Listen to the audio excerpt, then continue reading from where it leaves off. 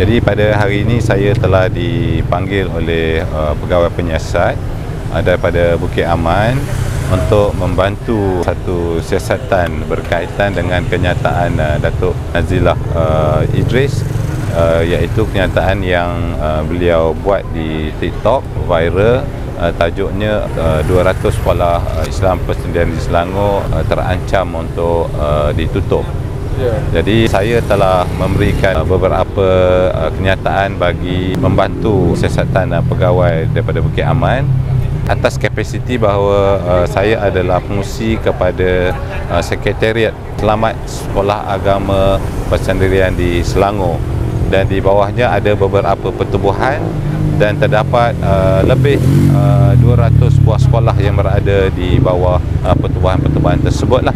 Jadi berkaitan yang ditanya kepada saya adalah mengapa ataupun apakah sebab sekolah-sekolah Islam persendirian ini terancam ataupun bakal ditutup operasi mereka.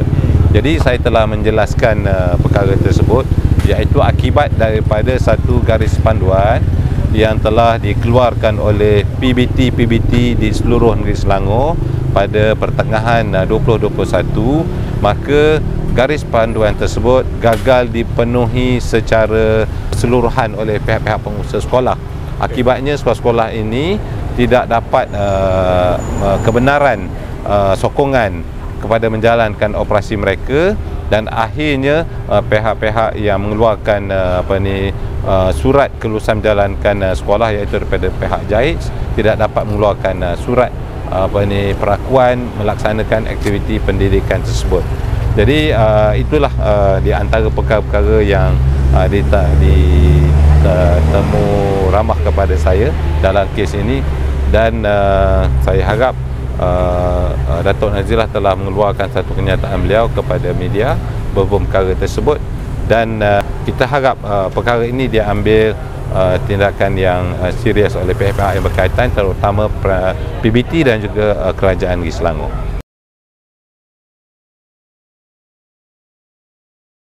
Sebenarnya sekolah ini menjalankan operasi mereka di bangunan premis perniagaan yang telah mendapat kelulusan CF daripada PBT sendiri. Jadi kalau PBT Shah Alam, contoh Subanjaya, MPPJ, mereka ini mengeluarkan certificate of fitness kepada building itu. Maknanya bangunan itu selamat untuk digunakan. Jadi bagaimana pula dalam keadaan ini mereka kata ini tidak selamat.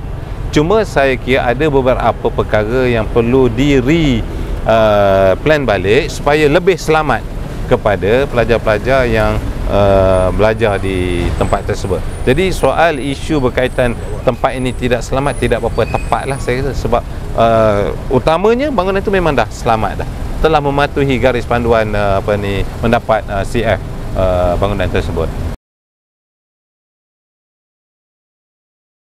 Kelulusan bomber ni, pertama kelulusan dasar memang dah diperolehi sebab bangunan ni dah selamat digunakan. Kelulusan dasar dah diperolehi. Tetapi kelulusan berkaitan detail penggunaan bangunan itu untuk tujuan pendidikan perlu dibuat sedikit dipanggil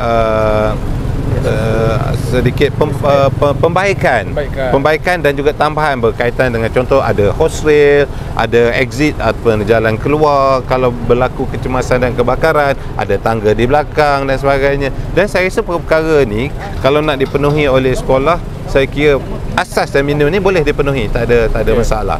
Yang penting bangunan itu memang dah sah dari sudut keselamatan bangunan untuk digunakan. Ya. Tambahan-tambahan itu saya kira boleh diuruskan di peringkat sekolah secara minimum. Saya nak nyatakan begini, sekolah-sekolah ini telah beroperasi 5 hingga 20 tahun. Dan sebelum ini pun telah mendapat kelulusan sementara daripada pihak JAIZ untuk menjalankan operasi mereka.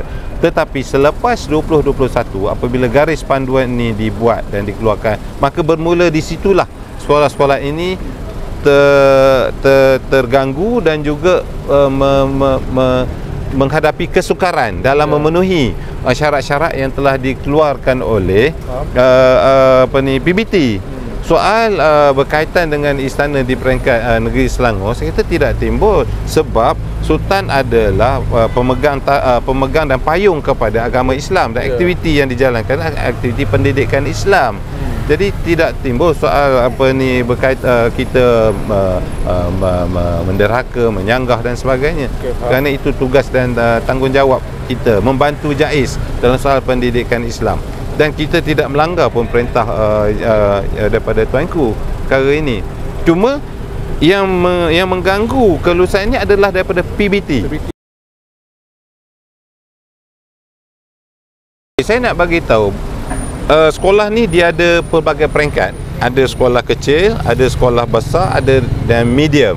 Jadi bagi sekolah-sekolah yang besar dan established, mereka boleh menyewa ataupun membeli bangunan yang kita panggil itself. Maknanya bangunan sendiri. Yang maknanya tidak campur dengan orang lain. Jadi bagi bangunan-bangunan yang mereka dah beli ataupun dah sewa sebegini, mereka boleh buat fully renovation untuk comply kepada syarat-syarat yang ditentukan oleh PBT.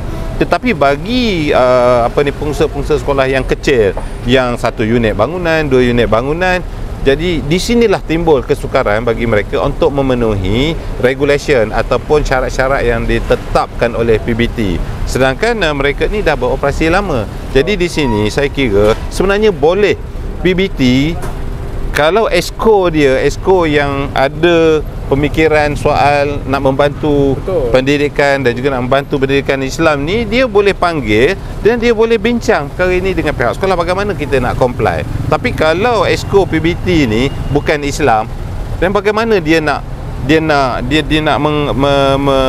menyelesaikan masalah ini?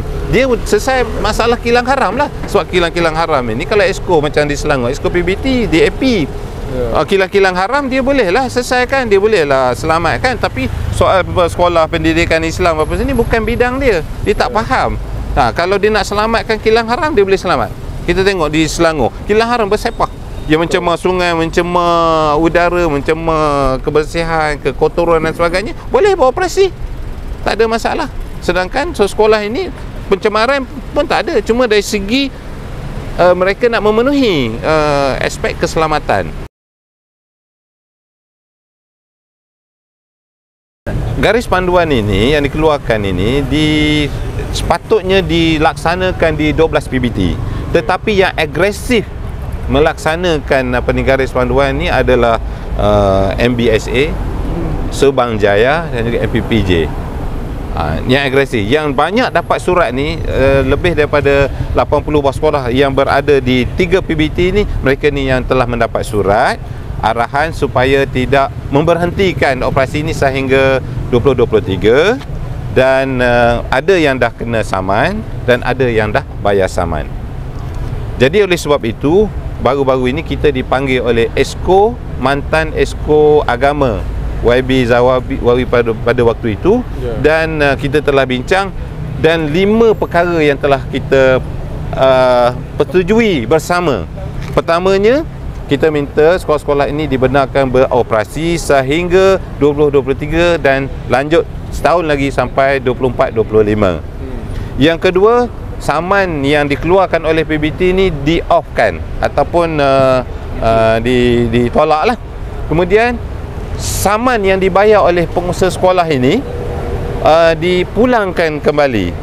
Kemudian yang ketiga, membuat garis panduan yang baru kepada sekolah-sekolah agama Islam ini dengan mengadakan perbincangan dengan semua pihak, sekolah, persatuan dan sebagainya. Kemudian yang berapa tadi? Keempat.